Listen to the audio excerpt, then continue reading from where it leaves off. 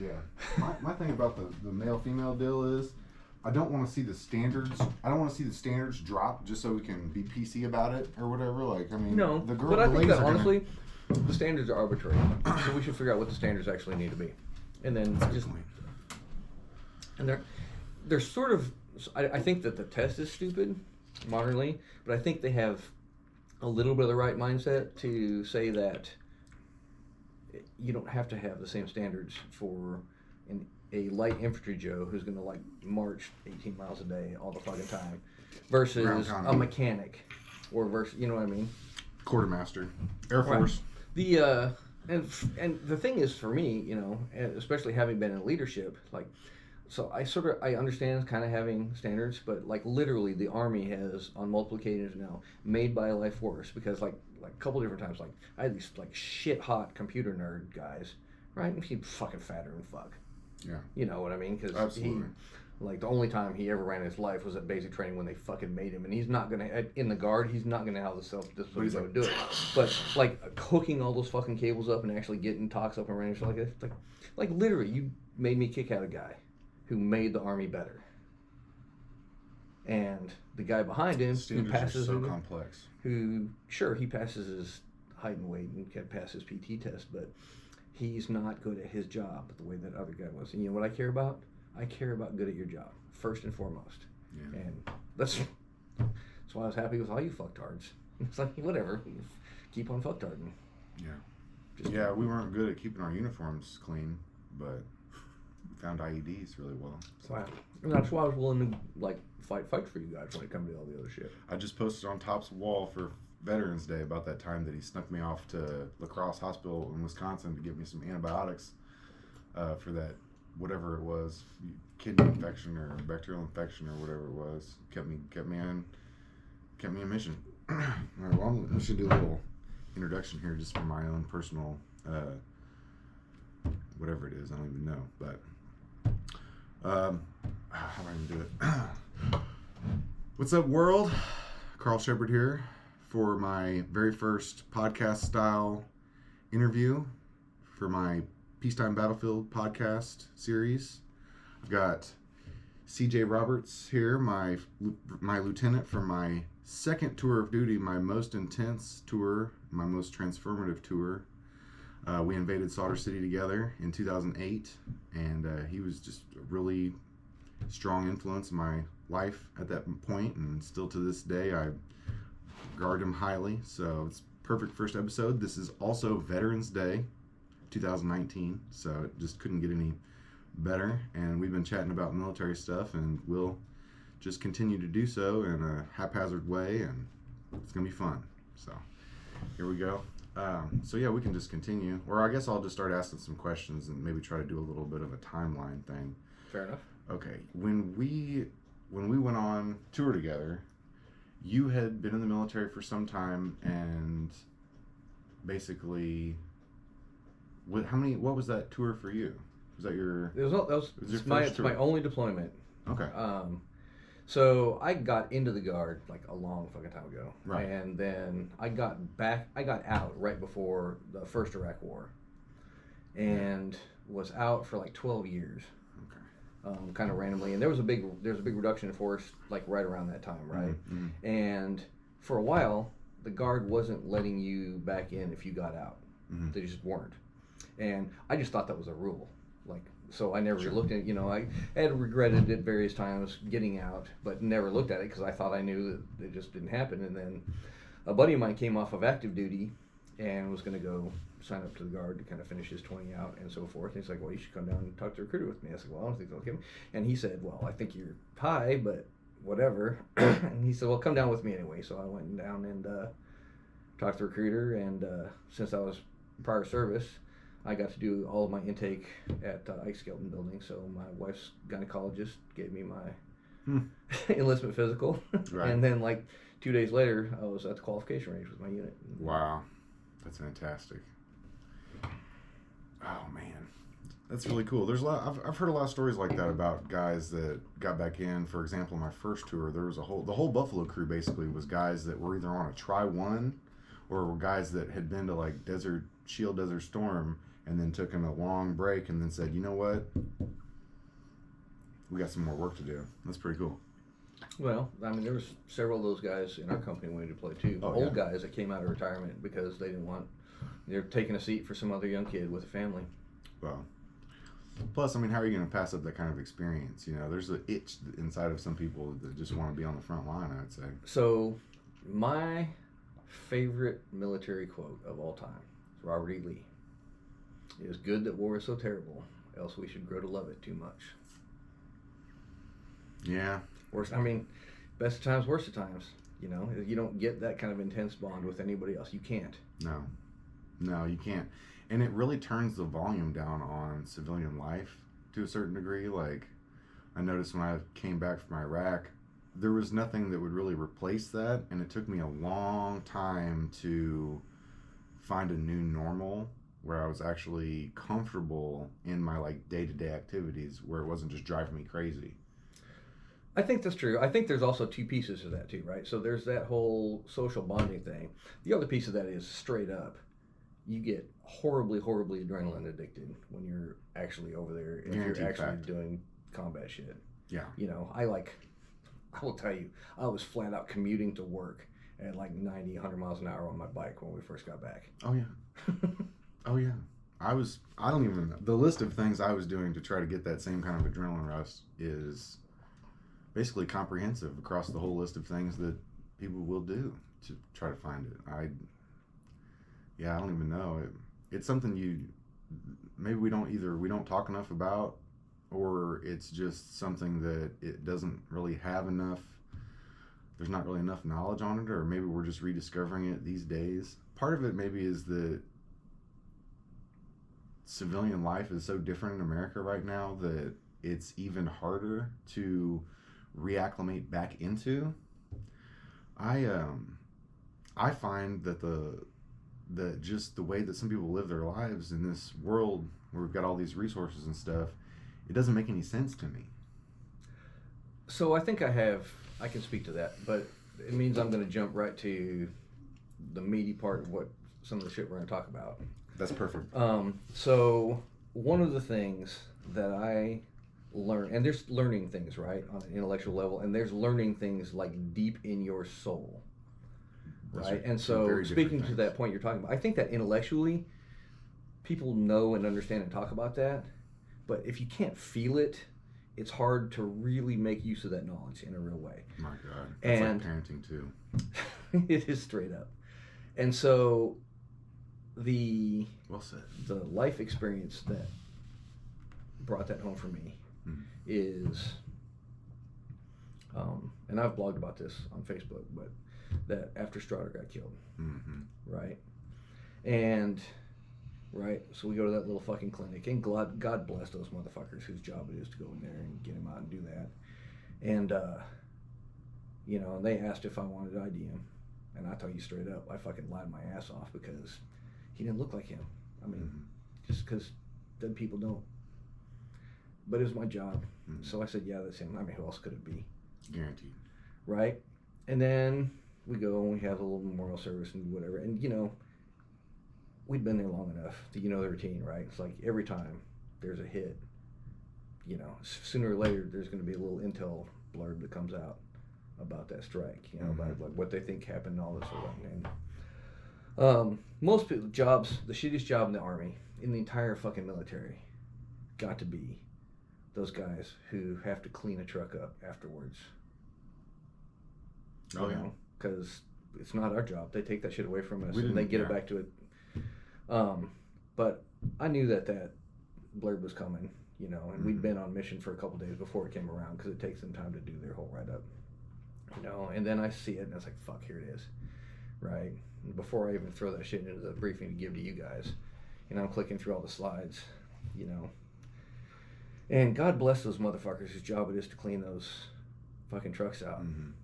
But I'm clicking through all those photos, and the object lesson about words that I thought I intellectually knew the meaning to versus like knowing deep down to the very fiber of your fucking being, that word is horror, right? Because I'm clicking through those fucking slides, you know, and there's busted windows, and there's... And just to get the context straight, you were in that truck. Nope. No. Nope. I was in the truck behind that truck. It was Ed's Pavone. truck. Yep.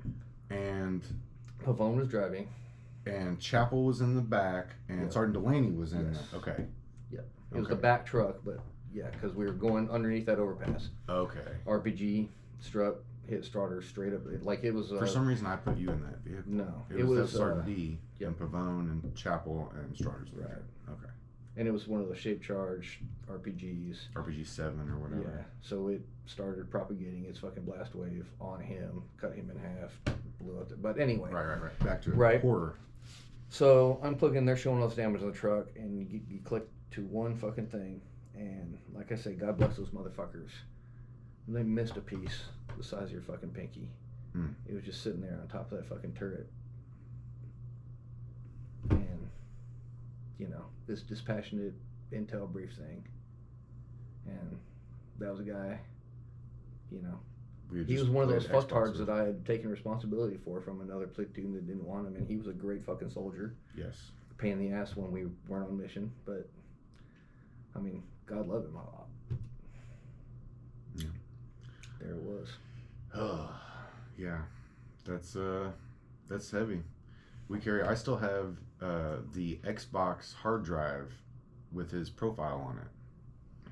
And I would have thrown that away if it wouldn't have been for just that little fact. It's just a weird reminder, or kind of like I don't know, it's like some kind of symbolic thing to me, because it's really the only thing I've got that like represents that, you know, besides my little bracelet, some other stuff. But that's like, he put that in there, you know what I mean? So, yeah, losing people is wild. I've lost family members and stuff, but losing someone when you're on mission, and it's like, I was gunner in the front truck that mission, so I have that thing that always comes in my head where it's like, well, they could have just attacked the front of the convoy instead of the back, you know? Who knows? But it was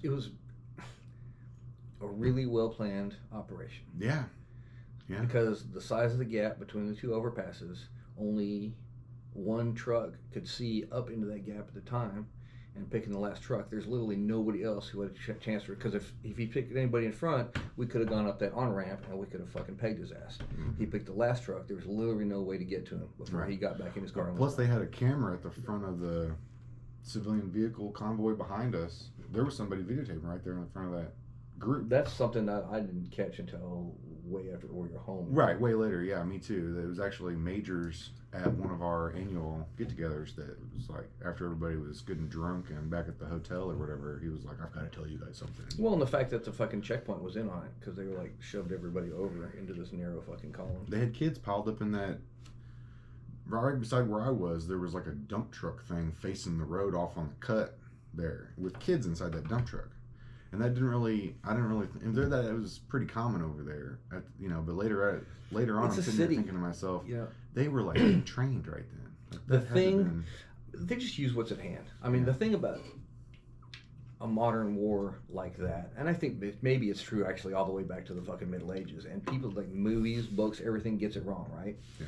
Is that the war is going on in the middle of thousands of people literally just trying to fucking live their life and go to work every day and buy groceries, and you know, a lot of the people that we had engagement with very likely weren't even Iraqi. They were from other places to fight the Americans, or just people literally getting paid to fucking light shit up because that's the only job they could get. Oh yeah. I don't know if you remember that one fucktard who kept fucking our statistics up in Solder City because he didn't want any part of us, but it was on those back routes when we do the re-clears, right? And like literally like 50, 100 meters in front of our first fucking truck as we're driving down the road. Boom! Because guarantee he wasn't getting paid if he didn't actually set the fucking bomb off. Right. But he didn't want any part of actually like fighting us, so he's like, whatever, I'm gonna put this bomb off, and then so all he did is fuck our numbers up. Yeah. But he didn't fuck us up, so good for him. Yeah, that's a good point. Man, that's wild. What was I going to say? So, that tour that we did was 10 years ago, basically. Yep. And flies. It doesn't seem like 10 years ago when we talk about it, but then we have done so much since then that it kind of makes sense, I guess, that it's been 10 years between, reassimilating and working on our civilian careers and, family man with kids now for myself.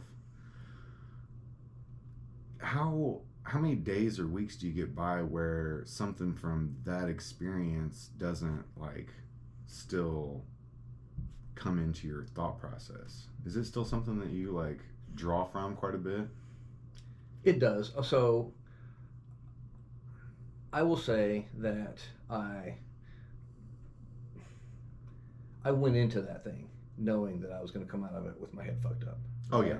I super self-aware about it. I think I was overconfident in what that meant and what I've had to deal with since then, because you peel off the first layer of onion and you're like, woohoo, I kicked its ass. That fucking happened to me harder than hell. So I've had to deal with that.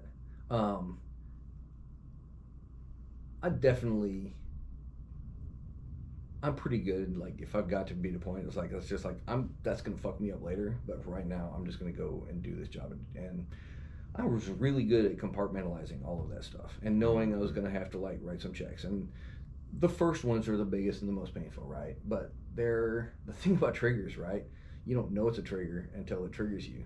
So right, or you don't know how much is behind the trigger. But you find the first easy ones, right? Mm-hmm. And that's all well and good. And then you learn what they are and you learn to deal with them. They don't affect you so much. But then some new thing that you didn't know. Yeah. And even talking about my own compartmentalization, as I draw now towards the very tail end of my career, I don't remember if you heard. I don't know if you heard me talking about it, but at the very end of our tour, even though the pace of operations had scaled way back, right? The worst of the whole soldier, we kicked their ass, built the wall, did all those things, and by the end of it, what we were running was cake missions. Yeah, that's true. Fucking Bobby literally running over the fucking IED in the middle of the street because it was such a small bag that he didn't think couldn't possibly. Right. Yeah. But I was terrified for those last few weeks because I could feel we were good. We were a fucking bomb finding machine. Yes. You guys were amazing, but I could feel the wheels coming off. Yeah. And I was like, shit, we just gotta come on, let's just get there because something they've lost you. I mean, you guys we'd lost our edge. We really had. Yeah. And we thought we were invincible or something, or we just had it all figured out. Yeah, you are till you aren't. Right. Yeah, that is scary. I was terrified. Man. I think one of the times that we came closest to catastrophe where we came out on top completely was that time where there was a ceasefire. There was a 3-day ceasefire, and they literally said, okay, at noon on this next day, no more ceasefire. We're going back after it. And we went out early before the ceasefire and was driving around the edges of Solder City on dirt roads and stuff when we came around that corner. And I can't remember if it was either... Is that when... Pavone, or I think it was Pavone. Garcia. You talking about that tank round? No, it was. Garcia was on the back end gunning. And we found that IED that was covered in mud, but the mud was still wet. It was drying. And that's the only way they found it. And then the little kid came around and noticed us or whatever and ran off, and then it went off. And then Garcia, got ambushed from the back, but was able to take the guy out before he shot the rocket. That was a big bomb underneath there. That was a big old boy. Right. Which is not normally the kind of that's not normally the kind of bomb that we had to deal with, right? Yeah. Right. EFPs were our gig in there. Yeah, that was some kind of shit charge probably. They're both more scary and less scary, right? Right. They're scary because they can literally blow through the front fucking plate of a tank. Mm-hmm. But they're just a bullet, right? Yeah. So it can literally, if it misses you, it can go right through your fucking vehicle. But if it misses you, then it misses you. Yeah. Yeah, or in front of one vehicle and behind the next. I mean, it's really got to be well lined up. Yeah, that's wild. So I want to go ahead and just mention some of this stuff. We talked a little bit. Nice transition. Well, I'm just kind of jumping around, like I said, haphazardly, but this is extremely relevant to veteran stuff. We'd mentioned a little bit beforehand that some of your most relevant leadership experience came from what's SCA, Society for Creative Anachronism. It's a medieval reenactment organization. It's like thousands of people worldwide. Yeah. Like every state of the United States, plus Europe, plus China, plus at least at one point there was actually an active group on one of the aircraft carriers. Oh wow. Yeah. That's fantastic. So you guys basically train with medieval weapons. So they're not made of steel. They're made of rattan, which is like bamboo except it's solid, right? Like Papasan chars are made of. And rattan works because it weighs about the right for a weapon of the right, and it also has some safety characteristics, which is a funny thing to say if you're beating each other with sticks, but it's a little bit flexy, so it doesn't transfer all of the force into your body. The other thing is, like, when it's going to break, it breaks in a really safe manner because it tends to get mushy and kind of broomy before it actually breaks, and when it does break, it breaks off clean without any big sharp edges. So that's really why we use it. Man, that's really cool. That's relevant training because not only is it physical and not only does it keep your, like, there's like a battle element to it, but in any sort of situation where the truck stopped driving on the road, there's going to be a really strong shortage of bullets and stuff. So if it actually got past a certain point, then, bows and arrows and armor and weapons. And the single thing that pisses me off most about zombie fucking movies, right, is like nobody ever figured out to just pick up a fucking 6-foot spear. And just, like, literally, so Walking Dead, I don't know if you're a fan, you watch that show, I've seen but it. at one point, right, so they were like living in this prison, which seems like it might be kind of an ideal thing, and then they get overrun by this giant wall of zombies that breaks down the chain link fence. Like, literally, it should be like the kid's job: take the trash out and then go stab all the zombies up against the chain link fence, and then you never get a giant mass of them. And I mean, you got a big smelly mess to deal with, but that is what it is. Anyway, zombies. That makes a whole lot of sense. So the SCA really did, in a very real way, prepare me for what we did. Yeah. One of the things is, right, so we fight pretend battles all the time, and there's not armor and trucks and stuff like that, but to a certain extent, battles are battles. Correct. And the thing that let me practice is making decisions in real time in a really, really fast pace, and giving orders and having them executed. And the other thing is literally just the whole, like, talking to big groups of people and being comfortable with that kind of thing. Right. And the other piece was, like, really just learning to identify talent and using it appropriately. One of the things that was pretty weird about our deployment, right, is it was not entirely Reichsstresher based as far as whose job was what job. Right.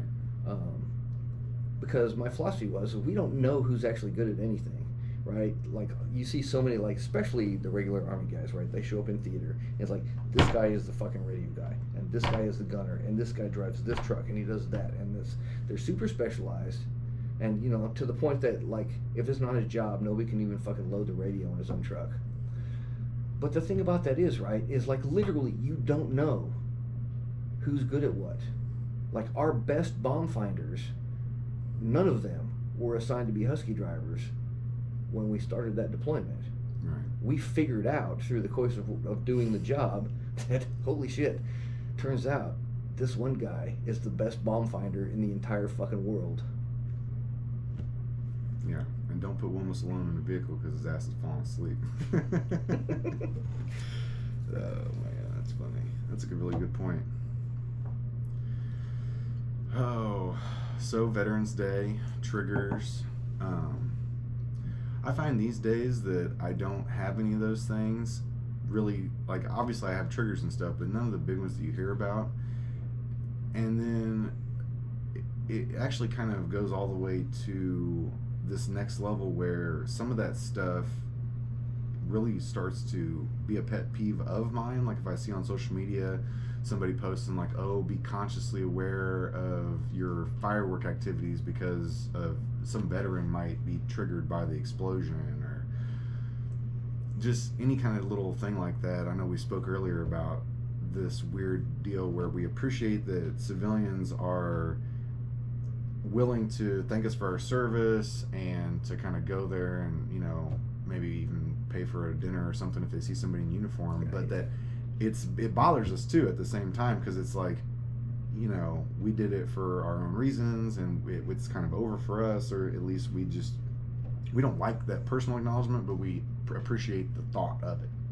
That's exactly right. So I don't know. I think a lot of us have the same opinion about that, right? A lot of people get uncomfortable by the whole, you know, thank you for your service, thank you for your service. I've had a couple of really touching moments of that. Yes. I was on orders to a school at some point, so I was like literally driving across country in uniform, which I don't normally do. You know, random truck stop in Oklahoma somewhere, and you know, this little bitty fucking kid comes over and kind of tugs on my pant leg. You know, and the first question was like, "Are you a real soldier?" And I was like, "Well, I'm an officer, so I don't know if that's what the answer to that is." Oh, you are. But you know, I said yeah, and he said, "Well, thank you for your service," and that was, you know, and I'm sure his mom kind of put him up to it a little bit, but still, you know, little kids are just sincere because they haven't learned to be lying shitheads yet. Right. So that's awesome. But I hate it when people buy dinner for me, just because I'm not good at saying. That's really, you really understand that's what it is about us, right? It's because we're not good at accepting gratitude. That's probably a really good point. Yeah, I like to give gratitude, and I like to see other people give gratitude, but I don't like to receive it. Oh, absolutely! Like every time, somebody wants to do something nice for my guys, I'm all about it. That's amazing, right? Whether it's buying dinner here or some guy in Honduras driving by and buying a case of beer that he's not supposed to buy because... Were you there? Not in Honduras. You know, I never did an AT. Overseas? Just period. What? You never did an AT? I was in the How guard. do you do that? I was in the Guard for 8 years. I never did an AT. How does that happen? Because there's always some other thing you can do instead, right? Like if it's some other training or tour. And like my tours actually covered like 5 years as far as those blocks of time goes, just because of how weird it wasn't like January right. to... And if you're in one of the sapper companies especially, like you're getting kicked out the door every fucking 2 years, so it's like, yeah, it's a thing. Yeah, I stayed ahead of it and never did an AT.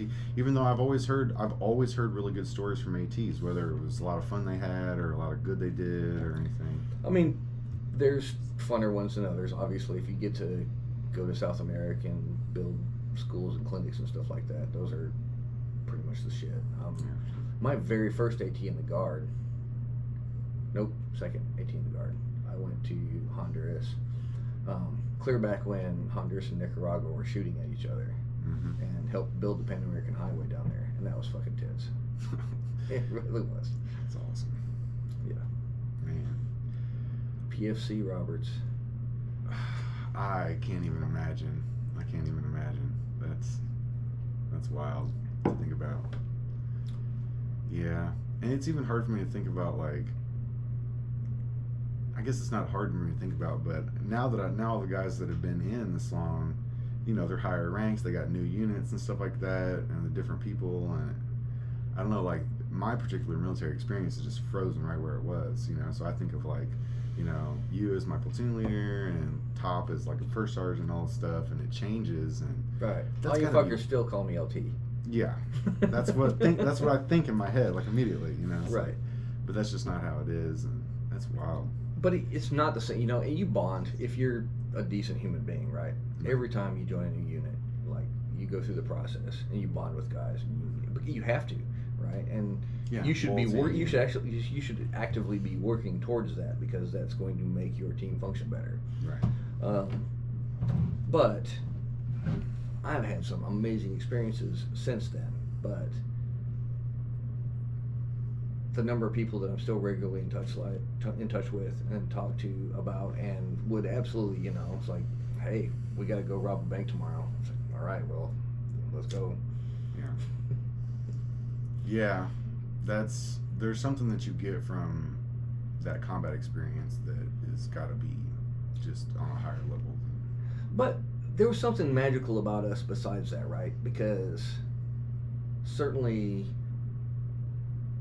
none of the other, right? There's 3 companies with 3 platoons each of all that, and none of them crushed them. None of them Well, we crushed them in performance, but I think the reason we crushed them in performance is because of how tight we were.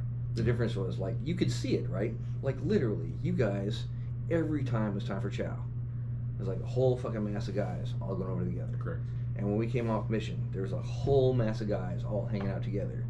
Or you might have been in your choose, but that's because you're all like on a fucking network, like playing Call of Duty with each other or whatever. So like, but it was constantly a connected community of guys, all always. There was a together. few little subgroups, like the guys that like to sit out in front of the choose and drink coffee and stuff, and the guys that went to the gym and yeah.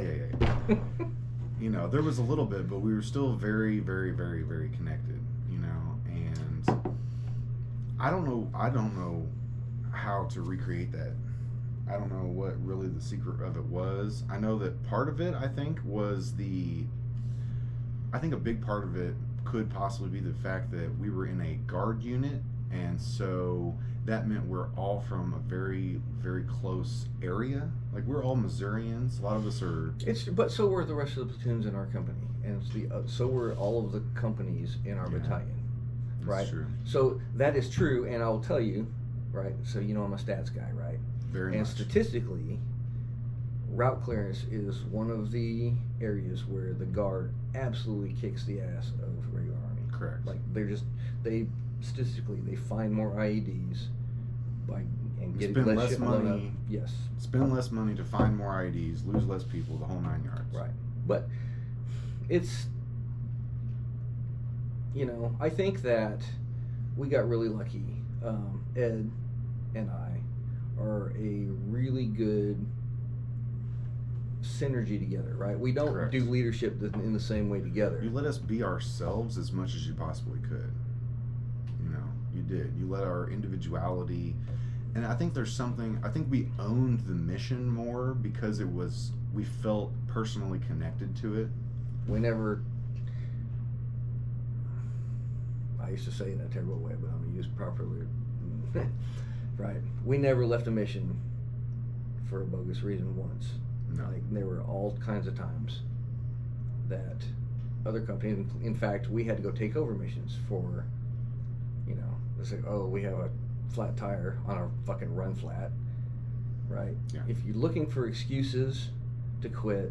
Or to deviate. Right. If you're just looking for a chance to get off route, if you're looking for a chance to get off route, you can find them all day long. Correct. Right? But here's the thing about statistics, right? Statistics are based in reality. And the number one statistic that drove me is that roughly every IED found means 3.5 American lives saved. Not even counting how many civilians, because they never gave a quantity for that. Right. But straight up, it's like every IED you find, that's 3.5 U.S. lives. Right. And if you take our entire fucking mission and you take all of the numbers together, we basically found an IED every other time we went out. Mm-hmm. It wasn't because it was in giant clusters, right? We might find There's like 4. certain times where like we find like 10 in a night when you're doing like gold and stuff like that. But how are you gonna go get off route because you have this quote unquote flat tire when you know that there's a number like that out there? It's like you're gonna leave that IED sitting there for some Joe who thinks that if he just drives fast, he's gonna fucking get past it. Because you know what kind of survival bullshit 100%. those guys did. Yeah. No, that's a really big part of it. Just being personally connected. One thing I really loved about us is that we individualized some of our vehicles, like the taxi sign and the magnetic stickers. Some of them had a little painted. On our first tour, we had this like dead man's hand cards on the buffalo with like little teeth on the thing. And I know you're not supposed to do that technically, but we did it, and to me that was a big deal. That like symbolized, our personality out there. Let the people know, like, hey, it's us that's coming, And I think that was a good thing because the good people liked us, and the bad people knew, like, okay, we better really do the right thing or not do it at all because we're gonna get you. So I don't know. I like that. Right. You're right. The good and bad. I think that I think that was good for us, and it was, you know, to a certain at a certain point, esprit de corps is probably more important than, I understand, like from the big army standpoint, right? They kind of want this big tan mass that the enemy can't differentiate between. Yeah. Right. It's not to the overall army's benefit to know that we're better than these other guys that are coming. Could that be part of the secret sauce of why the guard units, and then in particular why we were so dominant statistically, though, is because of not only that little part of it, but also that we weren't so perfectly formed into that cookie cutter shape of a normal company. Like, you were able to make those kind of decisions you spoke about, where you were finding the right talent to put in the right places and moving things around. Oh, I think that was huge, right? So I think that if you had just taken the lump of dough that we were when we first showed up, right, and if you just left them in the original pans, we'd have still been good, I think, because we would have already at least been as good as any of the other platoons in our company. Right. I think the difference, the real tipping point of that comes down to individual talent, and that goes back to my point where I said, it's like, you don't know who's good at a job until you give everybody a chance to do it. And it's not just knowing who's good, but you can't burn them out, right? Yeah.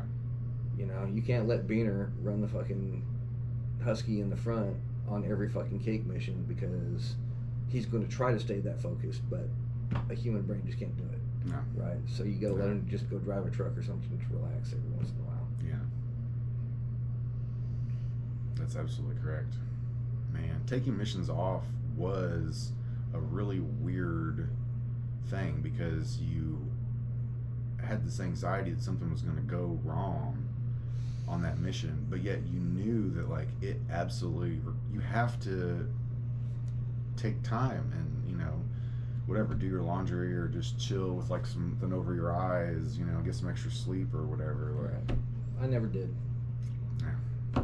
In fact, I actually got the doc to violate policy. No.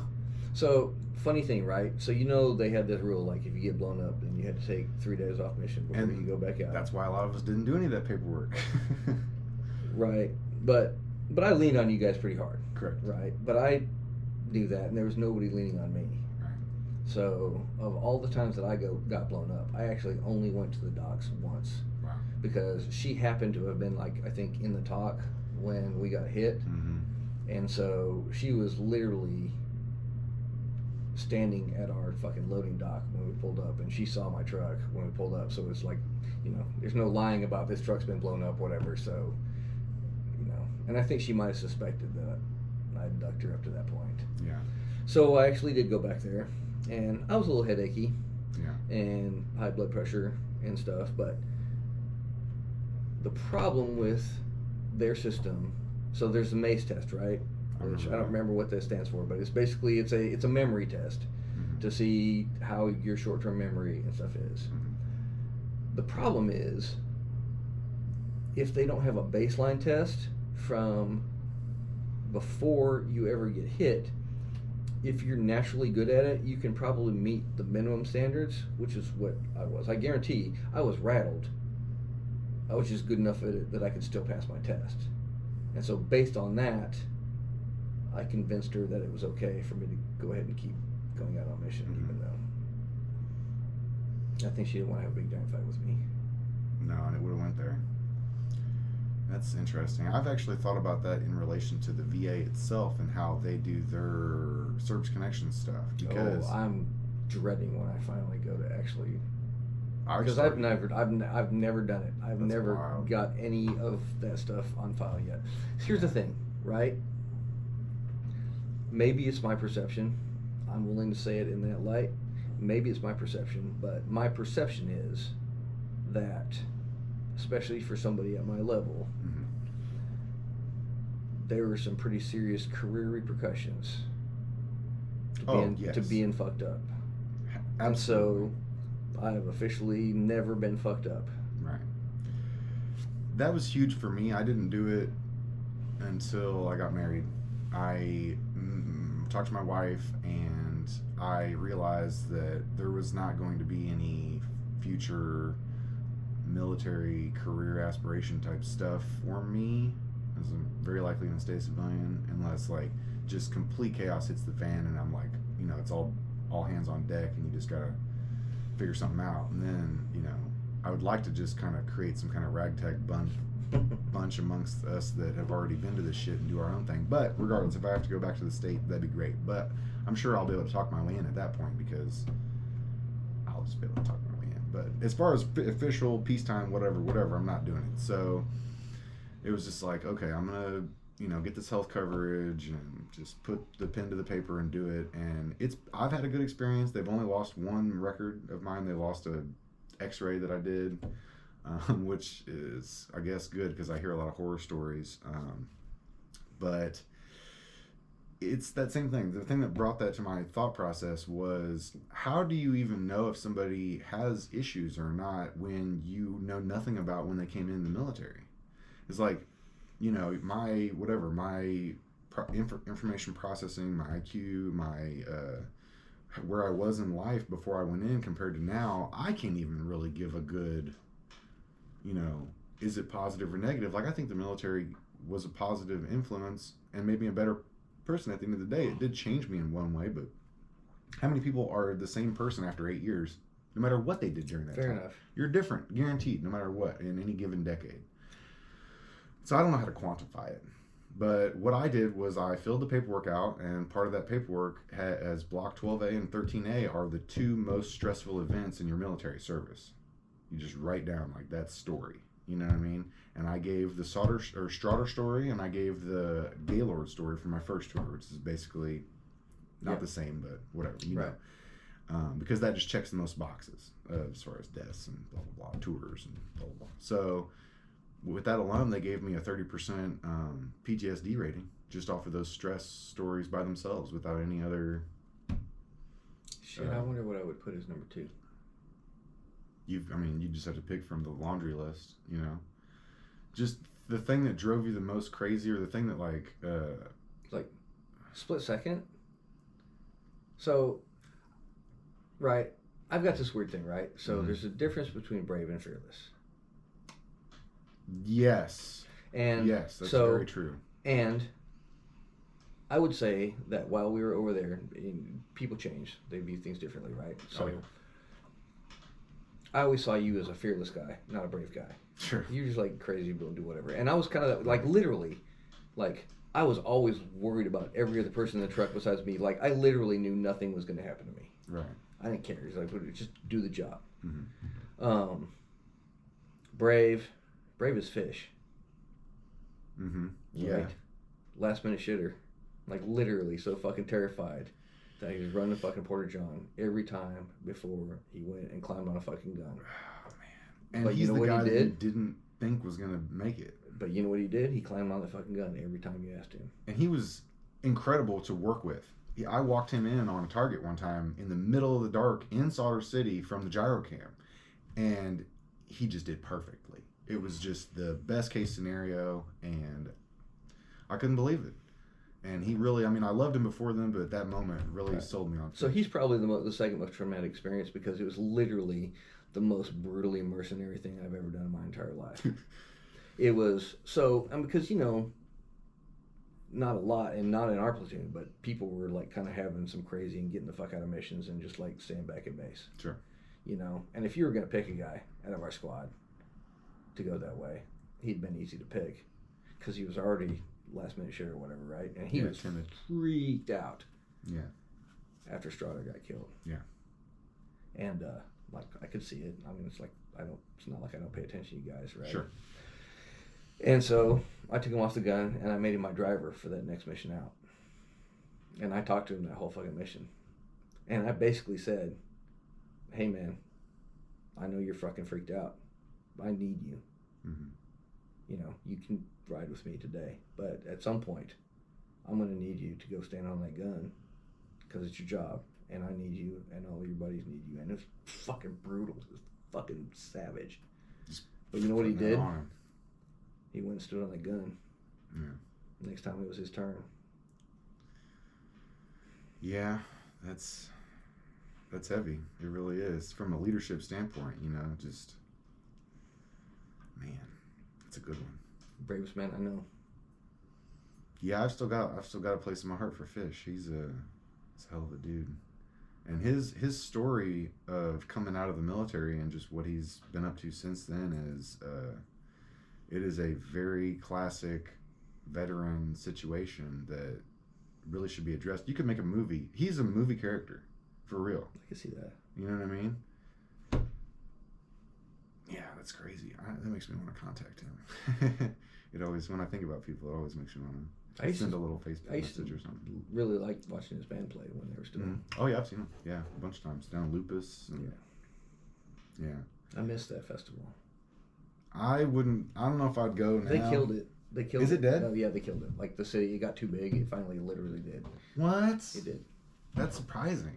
Yeah. Well, I mean, because they never hired an outside agency, right? The 15 fucking people that live there just ran that whole thing themselves. And it's cool because that is how they literally funded their city for the rest of the year or whatever. But it outgrew their ability to handle it. It was like the pain in the ass. And right? So, you know, you get 5 hippies together and it's kind of a fun show. You know, you get 20 hippies together. There's a giant fucking pile of trash because people are shitheads or whatever. It's like... And so when it grew past that certain point, instead of making it a commercialized thing, they just stayed small. That makes sense. Yeah. So here's the thing about it, right? I hear that there's still a little quiet thing going on the down low, but there's no advertisement and it's like invite only kind of thing. That's counterintuitive to most people because they would think, wow, they're making it. Why didn't they continue? But those people that live there for that exact reason. Right. Just to be off of the grid. Those are a bunch of hippie river rats because nobody lives in Lupus on purpose if they're wanting to live a big commercial life. And so they literally had the opportunity to grow that past a certain point and turned it down for the same reason they live in Lupus. That makes a lot of sense. There could be a movie about that town too, man. I've seen some shit. Here's another weird thing, right? And maybe it's just coincidence, but there's actually a high correlation between key members of our platoon and kind of an interest in music too. That makes a lot of sense. Yeah, cool creative types. Right. Creative types. Look, can I tell you something? And this is again me making it a mission, right? So, sure. Right, but if we're like a D&D campaign or whatever, right? There's this core group of guys to me that were PCs, and then there's a bunch of NPCs around it, and I liked all those guys. That's fun. I did. That's a really good analogy. I liked them all, but they're not.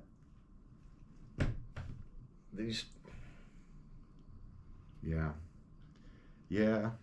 There's, what does that one guy say? I can't remember his name off the top of my head, but I'm not sure if it's even his quote, but where I heard it from is, in any group of warriors, even in the military, out of 100 guys, there's 80 bodies, and then 20 fighters, and then 10 warriors, and then 1 fucking true hardcore badass or whatever. I think our group was a little skewed more towards having some badasses in there, but I think that's true. There still was just a whole lot of NPCs running around, just kind of doing their job, and man, I don't know. That's wild. I don't know. My music, I like music. I've never been really musical. I absolutely cannot stand music where the lyrics don't make sense to me. Even if it's got a catchy beat, most people's oh, I just like the music because of the beat or whatever. It's you're putting that music in your head, you're putting those lyrics in your head, and you're going to live that out, whether you realize it or not, to a certain degree. That's what I think. It's subliminal. But, I don't know. I like Tool and A Perfect Circle. And some other stuff that's close to that. A lot of old stuff, but not very much new stuff. Yeah, old Fish. I'll probably send out some more private messages or board messages tonight on Facebook, just to touch. I used to do more of that where I would just kind of poke at people every once in a while. Over the last 3 years, I've probably done less of it than I had ever before. I have done less, and it. So, maybe I mentioned this already, but I feel the wheels falling off of me as I get towards the end of my career. I was keeping compartmentalized. And there's a battle that I feel like that you have to do between maintaining that in order to just stay focused on doing the job versus like actually getting mentally healthy, right? They're not compatible with They're each not other. compatible at all. And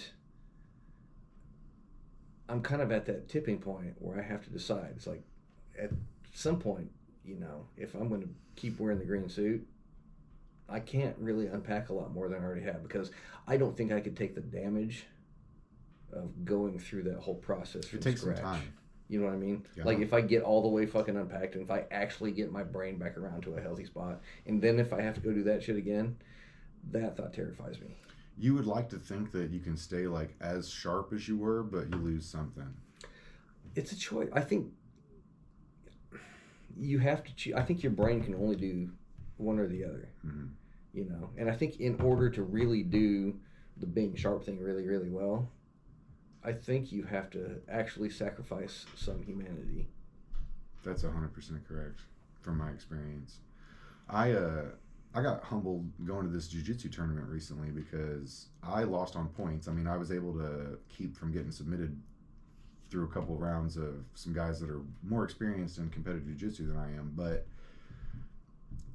being a stay-at-home parent for like almost 4 years now and doing the whole emotional connection, like rounding of my personality like you're talking about, it like dimmed that like burning fire, that like aggressive, savage, like, you know, kill a motherfucker right now kind of thought process in my head is not up here. You know, it's like back here somewhere, like, let me out, you know, but it's not like the thing it's not my daily driver anymore. Sure. You know, the insane, you know, I can't remember the other word besides bravery. What was the other one? Fearless. Yeah. That fearless thing. I absolutely completely agree with that. And do you remember the first thing you ever said to me? I do. I remember it, and I think I came into your living quarters after I knew for sure that you were going to be my commanding officer on missions, and I said, if you ever need that, if you never need to make an order that you're questioning, or if there's something that really needs to fucking happen, please contact me on that one, or something to that. Let me be that guy, I think I said. I'll do it. I'm fucking doing it. No matter what it is, yeah. Yeah, I needed to say that. Kind of wild-eyed. Like, I didn't know what to do with you at first, like, because you were a lot. Yeah. Thank you. You were a lot. Yeah. You were never like a problem child. Well, you were actually a problem child. You were a problem child. That's on the line. I mean, like around home, like when Yeah. we're on base, you were a fucking pain in my ass. I still want to kick you and twig you in the nuts for your bullshit and the fucking briefings. Yeah. Yeah, that's part of that individuality thing. I don't know. I needed to not be completely like iron smashed down into like that soldier. Right. Like I needed a little bit of. So for the audience, for the benefit of the audience, right? So we had a feud going about the platoon and they're saying a prayer after the briefings. Yeah. And your guys insisting on your right to not be a part of The Lord's Prayer. Right. Which is absolutely your right. I did it my first tour. I don't know why. I'm not exactly sure even why I joined that bandwagon, but at the time it was important to me. It was super important because you were like blowing up to me pretty hard about it. Yeah. Right. And the point where I got into a right, big at the one point with where Alan that time too. the point where you guys were no longer right, because the compromise that I said is like, I get it. If you guys don't want to do that, that's fine. Then sit closest to the door. Yeah. So that when you go to leave, you're not disrupting everybody else. And the very next time, both you motherfuckers sat at the very back of the room and had to wait out through everybody. Yeah. Do you remember that? Because I came out and chewed your asses. I don't And necessarily remember it that. turned but into that this big, sounds and like- like, I'll file an IG complaint. I said, go ahead, because here's exactly what I said. Yeah. I said you could leave. Right. But be respectful. I said, sit here so you're respectful to them. And the thing about it is, right, I even to this day, I am absolutely undecided on what I think about all that stuff. That's the best way to say it. I'm right? very undecided as I have well. no idea what I believe. I'm only But one here's fourth what of I the religion knew. thing. It was really fucking important to them. Yeah. And I needed them to have them to that be okay. And so you guys were being a giant pain in my ass. Yeah, I can't say that I regret any of that stuff because it's just kind of part of my story, but I can definitely say there was something there that you guys needed, right? You needed. It was a chance for you guys to blow some steam, having that fight with me about it. It's what I think that it comes down to. Yeah, that's for sure. I can say though that since then I've dove more into, I guess through my like process of trying to round out my personality and get more into the philosophical, like why are we here kind of thoughts, and just get through all of my past processing. I have not necessarily grown closer to Christianity proper, but I have absolutely figured out why religion stuck in society, and why it's so important, and also why it's really, really, really important to some people. I think I'm just now getting to the point where I'm starting to figure out why it's so important to most people, and now I'm trying to dissect exactly what's the difference between me and them, and where I fit into that whole situation. And I'm also figuring out exactly the differences. There's this PC culture thing going on right now in society where they're trying to say that all cultures and all like ancient religions and all these things are very, very similar. I still am not on board with that. I think that there are definitely some that are more or less cohesive internationally, or maybe could more or less evolve into the future with us. I don't think all of them are equal. I think that I don't know. I'm not even going to make a list or anything. I don't know, but I'm just saying I don't think that they're just the same in different formats. I think that there's a special sauce that some of them have. I think, and others don't. I'm not sure I agree with that. I will say that I know people of faith who live their lives in such a way that, like, literally there is a very small handful of people that I'm very close to who live their life and their faith in such a way that it keeps my mind open to the possibility, right? You know what I mean? Yes. Like no giant hypocrisy, no, you know, and one of them is a minister and cusses, you know, when time is right, you know, horses for courses, timing and place. Yeah. But it certainly shows the value of that when it's you know, I mean, because having a guy like literally, even absent this specific set of doctrines or this historical story to adhere to, right? If you just used him as a person to emulate your life, like, you'd be living a pretty good life. Mm-hmm. Yeah, and I've met people like that from multiple faiths. So I think it's definitely, I don't think there's one game in town that's going to get you through transcendence, and that's probably the main thing that's kept me from really tying down to, say, Christianity, for example, because I feel like if I was to say, like, start calling myself a Christian proper, that I would almost be like, there's some sort of weird thing where there's an implication there that there's only one way to transcend this physical form. Right. I'm not sold on that part. And I'm also not sold on the evidence thing. Like, I know that there's a giant amount of evidence that shows that Jesus Christ is a real person and so on and so forth and all the whatever. But I can't bring myself to say, okay, this group of people is right, or that anyone has it all figured out. I really, really feel like nobody has it figured out. Nobody's ever had it figured out. We're all just kind of, you know, living this life with, you know, our genetic foundation and the experiences we have based, you know, after that. And this is who we are based on those, you know, big set of data that we can't otherwise unfold completely and realize. And that's really all it is.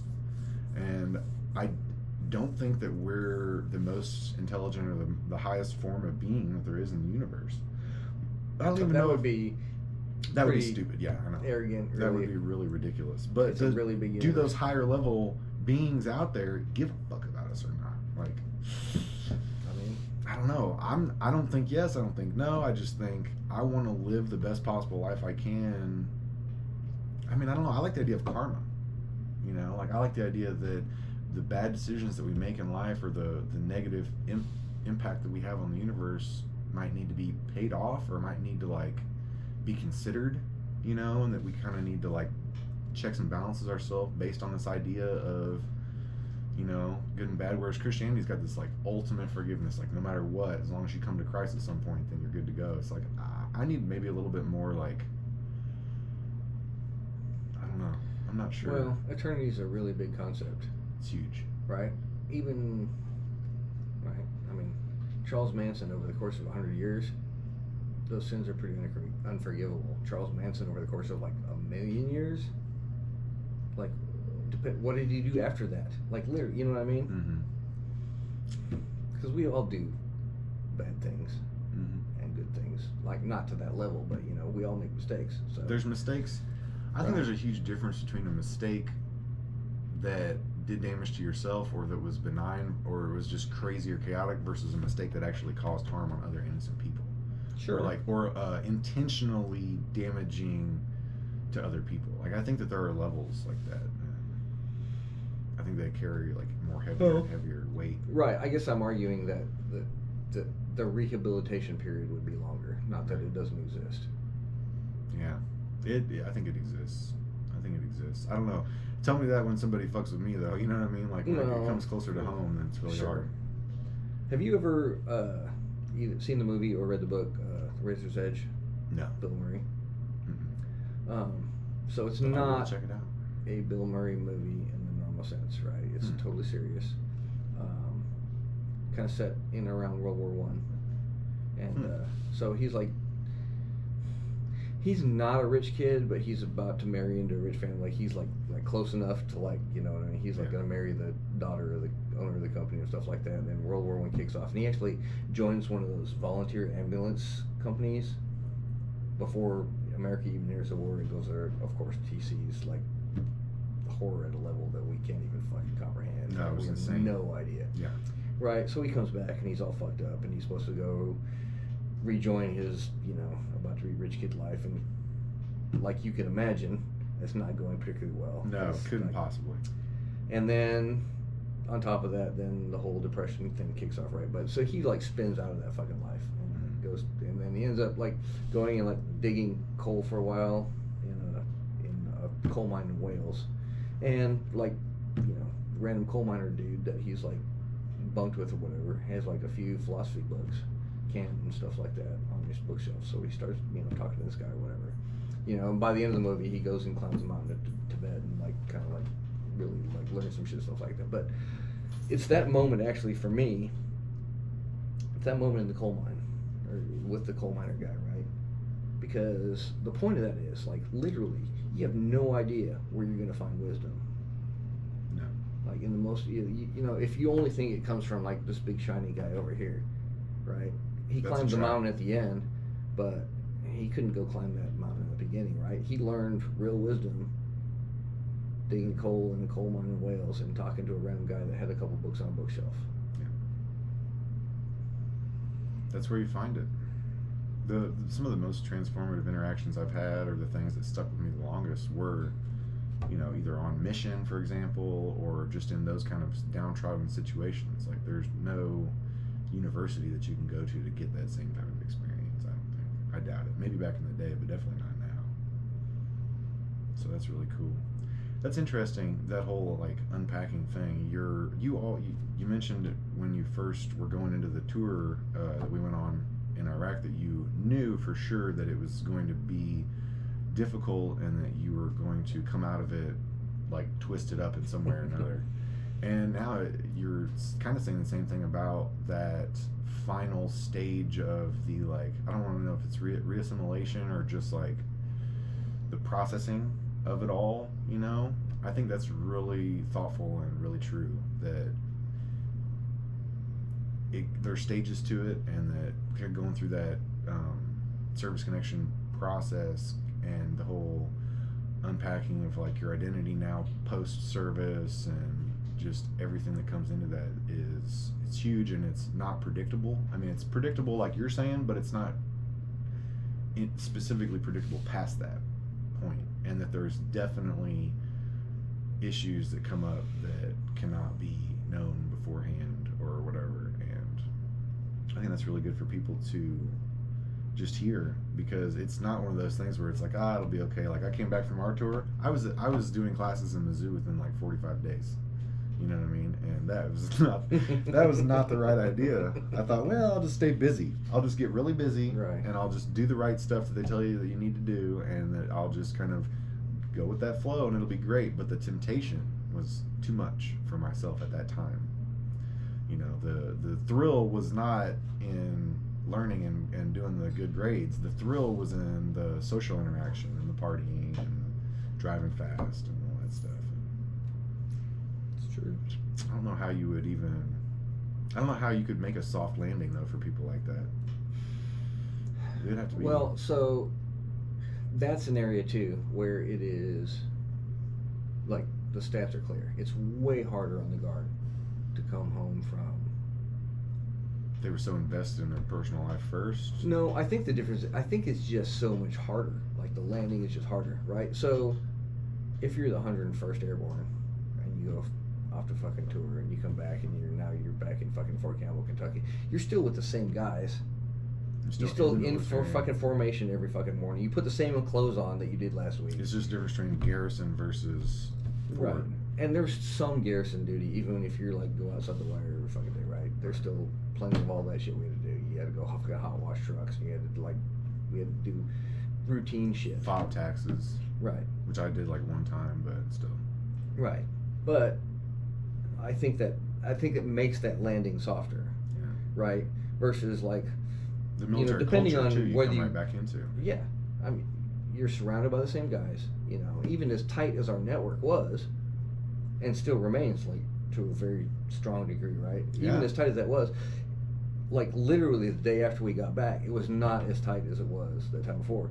Because guess what? It's Monday morning, we're going to different jobs, or we're going to school, or doing this, right? Even if we like to say, hey, on Facebook, what's up? It's not the same thing. You don't have that same connection. No. And so it's harder. Yeah, that's a really good point. And you're around, the people you're now interacting with don't have any kind of similar shared experience like that. And you're the weird one for... Sure. Yeah. Even environments that try to be sensitive to it, right? It's that whole knowing something intellectually and grasping it internally, to circle back to that very beginning point, right? That's a really good theme for this talk, yeah. Those people, I will tell you that all the people from my workplace, right, intellectually, they all were all aboard that. Mm-hmm. I still had problems in the workplace because of, they're like, you can't speak that directly in meetings. You're too honest. It's just, right, as much as they try to understand, they don't feel it, right? Their understanding is only intellectual. Some of that's on us. Is it? How do you make somebody have an emotional connection, right? Well, my thought was... You gonna share the meaning of the word horror with your friends? No, the reason I thought that is I came to a thought where it's like, we have to understand how small their universe is and coddle it or something. Sure. Like, isn't that part of being a soldier, is that we went off and fought for them? I get that, but you know what? That's a big ask. And that's a big ask. It's impossible. Well, so... Where it was impossible for me. That's a big ask for you and me, and we're two guys who have at least thought about this entire subject enough that we're sitting here having a conversation about Thousands of hours of thought. Right? Are you going to make that same ask of some of the guys that were in our platoon? No. With their limited viewpoint of the world? The NPC characters especially, there's no human way. You can't even bring that, you couldn't even articulate that properly to some of them. There'd be no way to even get that across. So, yeah. But then there's more NPC characters on the civilian side. Sure. That brings me to the thought of, I understand why not everybody could vote originally. So anyway, yeah, that's crazy. I don't know. It's a tough one. It's a tough one. I know that we've spoken a little bit on social media and stuff about current events. Who do you like? I just want to ask a couple weird questions about current events. Who do you like right now for 2020? In the presidents, like, is there anybody? So you don't like any of them, but like, what is it to you? I don't. So, unequivocally, not Trump. Right. I will say that straight I out. knew you'd say right? that. Like, I'm not in favor of being a traitor to this country. No. So, I'm not for that. Right. And anybody that supports that, I mean, that, like, you can only willfully ignore the evidence. Right. You can't ignore it but on the other side, like, if you could, like, Frankenstein pieces together, I think you'd end up with decent people. You know, Mayor Pete is great from the progressive side, except that he has a really, really terrible record, like an actual terrible record on race relations, like actual, right? He is not going to get the black vote. Sure. You know, and it's probably the same thing with Harris and her work as a prosecutor. All those drug crimes that she threw down are going to really go over bad. I think so in that crowd, and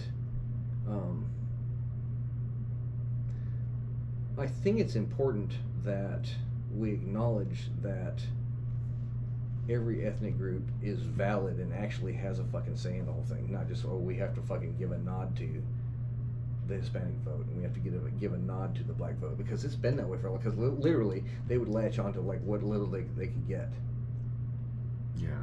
But that's kind of racist in itself. That like, oh, we're gonna talk really good about these minorities. We're gonna offer all this stuff just for the vote. Like, honestly, I think that if you're like he seems like a decent guy, and I hope he gets a cabinet position.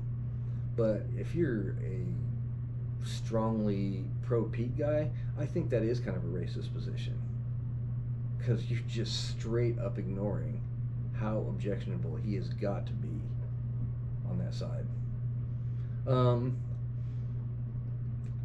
I could like Tulsi a lot, except for her views on the Middle East are absolutely abhorrent.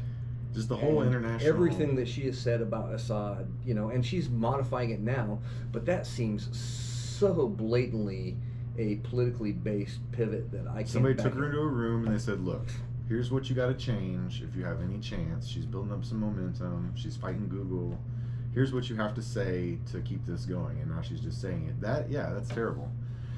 Especially since she has military service, I think that makes those stances that you bring up far more painful. If she had no experience whatsoever. So there's a lot of what she says as a veteran that I can agree with, right? I don't want us in endless wars in the Middle East, right? But that doesn't mean you just like sign it over to the first fucktard to come over, and specifically that, right? The giant elephant in the room. It really just comes out as Russia. Because they're currently aggressive right now. They're gonna make moves. Like, the fact that it never got major play in the press, like, was it 2 years ago about now? The annexation of Crimea? No, 2 years ago, we were literally in a shooting war. So we blew the ever-living fuck out of a battalion-sized element of Russian civilians who were literally moving to go take over in a combined American and so they were moving directly on American forces, not just friends of ours, but they were moving directly, and we did shit stomp them. And any decent fucking commander could have flexed pretty hard on that and put us in a much more powerful position on the world stage. Because, you know, here's the thing about that, right? You know, Syria is no less complicated than Iraq was, in the fact that there's like 5 different fucking wars going on at the same time. And if you try to look at it, this is just, you know, it's this and this and this and this, right? You know, Assad and his Russia, and he's backed by Russia, and you have us kind of backing the Kurds, but it's really just about the anti-ISIS thing. Correct. Right. The Kurds are just there. But the Kurds, they live there, right? And then you have the whole Turkey versus Kurds thing, and you know. There's another element that doesn't get a lot of play. They're the worst fucking ally, by the way. They're actually a worse ally than Saudi Arabia, if such thing is possible. That's wild. Yeah. Well, Turkey's supposed to be our ally as well, to a certain That's degree. what I mean. They're a worse ally than... Oh, I see what you're saying. Yeah. The whole Assad thing that I've never heard anyone say is there's a genocidal element to attacking Assad because he's the last stand for the Alawites. The Alawites are like their own little subculture. That's absolutely true. If we topple Assad, then the Alawites get wiped off the face of the earth. Right? Like they're only there, right there in that one spot in Syria, and once they lose that little bit of power they're holding on to there, they're done for. Well, it depends on who you put in charge, right? So if I could just push a button, right, and honestly, a somewhat authoritarian hegemony over the entire Middle East would be the most stable version of things, right? People are still going to be pissing and moaning because that's what they do over there. But if I could pick, I would pick the Kurds, right? Because 3 different groups of them who all kind of want to be their own fucking entire total Kurdistan, but with all of that, right? They have allowed the most religious freedom, even though they tend to all be Muslim of one variety or other, but sure. They have not persecuted other religious minorities within their regions, and obviously they're much more in favor of women's rights than any other group in that area. Yeah. Well, they're known for their badass female soldiers, which is pretty cool, and that's really good PR or whatever. Like, you got to get a good couple pictures of some female military units, and you're good to go. It brought me to another idea. I actually have talked to some people. I talked to mostly all civilians. I interact with a lot of people that are just like brought up in the school, brought up straight from high school to college, and that's all very little what I would call worldly experience. It's just all kind of like trickled in through academic. Mm-hmm. A bunch of them, and one specifically I've had some pretty in-depth conversations with, they believe that there is no relevant beef between the Middle East and America that dates any farther back than like basically when we helped Afghanistan defend against the Russians, and then like that's not a beef in the Middle East, right? So my question, let me finish my question real quick so it doesn't get lost. How far back do you think that beef goes? And then also, if we had just, let's say for the last 150 years or whatever, or since America, if America had never went over there and intervened at all and just let them build up and become more like rich and successful, or even tried to help it like a South Korea kind of deal, instead of what we've done with destabilization and everything, do you think that it would have been more or less peaceful, or do you think that they really are, like, the whole idea that I have in my head is if we let them build up to a certain point or get that like full-blown Middle Eastern hegemony or whatever, they're going to be smiling and nodding and waving to a certain degree, and then just one day it's all going to change right when they think they've got enough power and just pull the first Hadith move. And they got kicked out of Spain, right? They were once bigger, right? So so the Arabs, the Turks, the Persians, and the Kurds at one point have all had an empire basically over the whole area, mm-hmm. right? They all want it back. They just, each of them wants to be in charge. Mm-hmm. So the problem with drawing a line about, if you're saying quote unquote U.S. interference in the region, I think that's not speaking to how they view us, because we made ourselves the spokespeople for the West. So we're the West. Which means, yes, I think that we're the avatar of the West, which means that even when Great Britain was fucking drawing weird-ass lines in the fucking sand, which is why we have the problems we have now, right? We get to own that. Why didn't the Revolutionary War displace us from colonialism? Like, we literally came over to America and fought back colonialism and extracted ourselves from it. But yet we're still... We didn't, though. You think that's what the Revolutionary War was? Independence. Like, the next thing we did is we bought half of the fucking continent from France. Well, why did France even own it in the first place? Like, we were colonialism, but we bought it, didn't we? So you we bought it to say that, like, literally the same guys that fought the Revolutionary War are the same guys that signed the fucking check to Napoleon. Well, but it was more strategic advantage to us to buy it and keep them kind of in an ally state rather than just fighting them off of it as well. It was just cheap, and it was a bunch of fucking land. It was straight up colonial. Like, there was no there was no military threat from France. Mm-hmm. It was just taking advantage of the fact that they needed some money. So we basically fought the Revolutionary War, but then just kept playing that same game, and so we didn't. We bought a fuckload of land from France. Right. Immediately got into a fucking war with Spain. Right. Right, and then separately with Mexico. Correct. Right. Like, so when did we ever not be colonialist? That's the part that I'm not getting. The question is, like, how much. I don't know. Right? We tried to invade Canada and got our asses whooped. Yeah. I guess that's true. I guess colonial, I don't know. It's just, maybe that's just a fairy tale thinking or something, but to a certain degree, I mean, expansion of your society and, survival of the fittest or whatever is one thing, and colonialism is another thing. But yeah, I guess that's a good point. We just kept playing the same game. It was just on our terms. Well, yeah, and consolidating a single continent against a disease-ridden forming populace. Like, literally, even before we went to war with the Native American populace, they had been absolutely decimated 90%. by disease. Yeah, 90%. So, because we never would have won had the numbers been the way they were to begin with. No. There's no way. How well did the Viking takeover of Canada happen? Not really. They had one little, village and they traded a little bit, and they got their asses whipped, and they went back to Greenland. Yeah. It's wild. So now that all the borders are set, and we've got this mutually assured destruction thing, there's just kind of like some new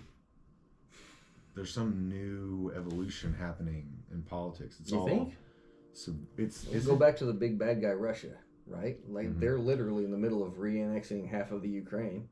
Right. Like, they haven't officially said on paper yet that this is part of Russia, but it's going to happen. They've already taken it over. They own it. And I'm not sure how to feel about it, because I think that a good portion of the Crimea feels Russian. They don't feel Ukrainian. Yeah. So, and if they do, then So I had a really funny work experience that involves this. I was working at a place, and one of the guys I was working with was an older Russian gentleman from around the Moscow area, and also working with a much younger Ukrainian gal. And the conversations that I had with each of them separately, because obviously she was outraged by everything that Russia was doing, right, to her country, and she felt it very strongly. Right. The thing about similar conversations with him wasn't that it was how blasé it was. Like, he literally didn't feel like Ukraine's a real country. Like, you know what I mean? Propaganda. It's just, well, except it hadn't been for most of his life. You know what I mean? Sure. It's not, and when you come from a country like Russia, who has backgrounds that go back centuries, a country that's been around for whatever, it maybe doesn't feel very real. It's just like your teenage. And I guess nobody knows who's right yet, because they're still fighting about it. That's the thing about history, right? The victor gets to write the book. Yeah. That's funny. And morals don't actually matter when it comes to countries fighting each other. Yeah, we'll tell that to our liberal base or whatever. Like, well, if our rules of engagement could have been different, would you have used different rules of engagement? Nope. That's a good question. I would not have. Dude, I fought you guys about throwing piss bottles out of the back of the truck. True. And it's partially about the whole notion of like don't go making more bad guys where you don't need I to. agreed with that. I never had any problem with any of that stuff. Right. The other part of that was like it was my mission in my heart, in my head, right, was not just to bring everybody back healthy in body, Mm-hmm. but as much as I could, to bring everybody back healthy in spirit. Mm-hmm. I wanted everybody to come home from the war feeling like they were the good guys. Right. Well, you did that for me. You did that for me. I was willing to really do anything at that point in my life, and it, you know, I would have fought whatever war needed to be fought at the time. But I definitely can say, even after my long processing of everything and going through and trying to, you know, do this whole emotional connection thing, that, you know, It actually reminds me of you another were conversation successful. that you and I had, What's like that? specifically you and I, and it was during one of the briefings. Mhm. We talk about rules of engagement, and it's like, and you were very legalistic. You like approaching this, like, so it says this, can I do that? And what I kept saying, you know, remember, like, don't shoot anybody that doesn't need shot. Right. And you're like, well, if those words say that. Right. What it means is this: don't shoot anybody that doesn't need shot. If they need to be shot, then shoot them Right. quickly and efficiently. Yeah. Absolutely. Like, I have no problem. Like, ending anybody that we ended, I feel pretty good about it. Absolutely. We spared a lot of people that were riding that line hard as hell too. Even the shot that Corey didn't take, I was actually proud of him for not taking it. Which one was that? That ambush up on Gold so the first thing, right? It was the very first part when that dude jumped out and a bunch of penguins and fired the RPG down through the whole fucking column. And he didn't shoot because there was no way he was not going to also kill a bunch of women at the same time. Yeah, I remember that. Right. And Yeah. it's like, you know what? At that point, he's now got an unloaded RPG. Those RPGs already only Right. have one shot. Right. So he's no longer a threat. So I a was good fine point. with him not taking that shot.